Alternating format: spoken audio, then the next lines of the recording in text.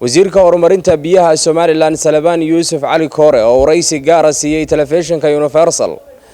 ayaa waxa uu sheegay in xukuumadda Somaliland ay waqtigan muhiimadda koobaad siinayso sidii loo qaban lahaa isla markaana loo kaydin lahaa biyaha roobka ee dhulka dushiisa mara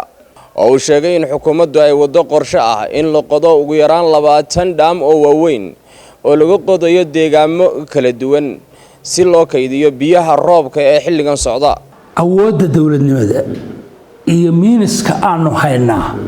waa xadiday baahida dalka iyo budgetka wasaaradda iyo budgetka guud ee dawladda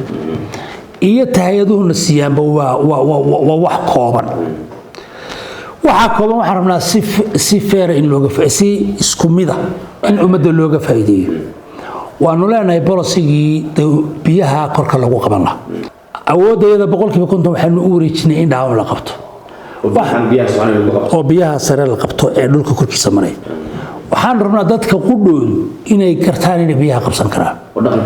oo dhaqanka dadka la baro sanadkan waxaa noo qorshaysan ugu yaraan 20 xeel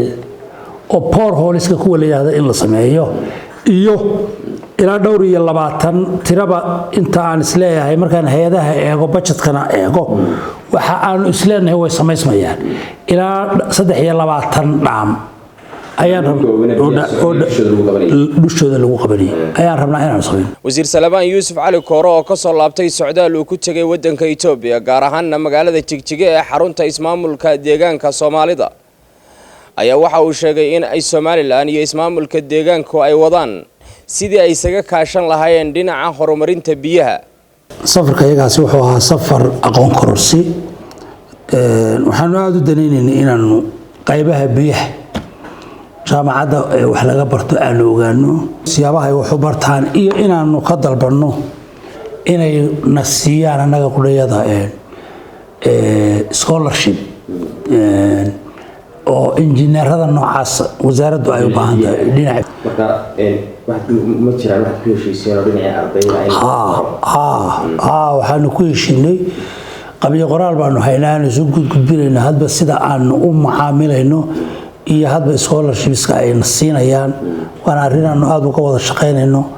laakiin waxaanu aad ula kulannay xukuumadda golaha wasiirada golaha xafiisyada ama golaha wasiirada dowladda deegaanka oo aanu dhammaantood 50 ama 60 wasiirada isragnay ilaa madaxweynaha oo isaguna ixtiraam iyo si sharaf leh noo qaabilay marka aqoon kororsi iyo isdhexgal iyo sidii dadka Soomaalida ee labada dhinac deganiba ay danaha uga faa'iideysan lahaayeen ayaan ka wada hadalay runtii waxaanu arkaynay talaabo hore loo qaaday wasiir Salabaan Yuusuf Cali Koore waxa uu shacabka Somaliland ugu baaqay in ay dawladda kala shaqeeyaan dadaalka ay wada ee dhinaca biyaha gaar ahaanna ay ku dadaalaan inay kaydsadaan biyaha roobka ee xilligan socda runtii magaalooyinka waxaan soo jeedin lahaa magaalooyinka waxa roobka biyaheeda ka faa'iideysta sida la sheego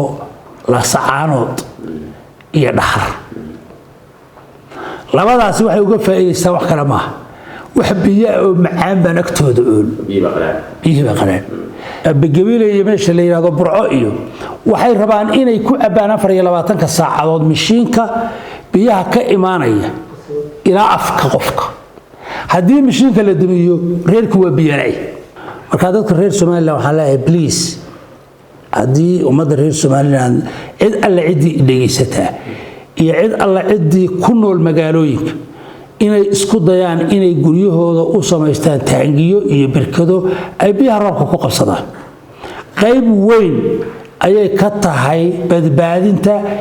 iyo biyo helista Somaliland ayaa waxay ka cabataa abaaro soo noqnoqdo inta badan sababa biyo la'aan baahsan oo ka dhaca deegaanada Somaliland hase ahaatee ilaa hadda ma jiro qorshe muuqdo oo lagu qabanayo biyaha oo ay ku guuleysatay dawladdu Nuruddin Cali Joog Universal TV Hargeysa.